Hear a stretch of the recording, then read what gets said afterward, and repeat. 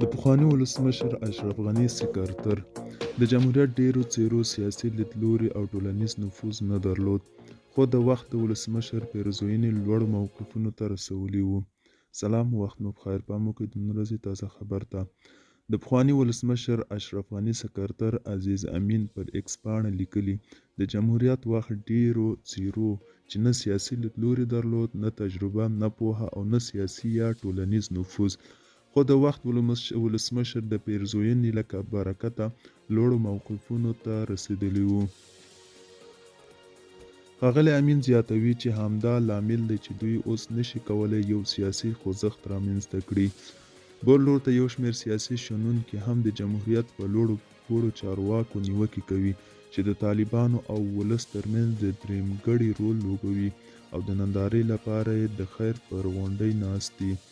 دوی له یادو کسانو غواړي چې د سیاسي خوځښتونو له لارې د روانې کشالۍ لپاره حل لارې پیدا کړي او د ولس ستونی د وخت د ښامارانو له چړو خلاص کړي. ملګرو، دا و د نن ورځې چمتو کړې ویډیو. تر بیا مو په الله سپارم.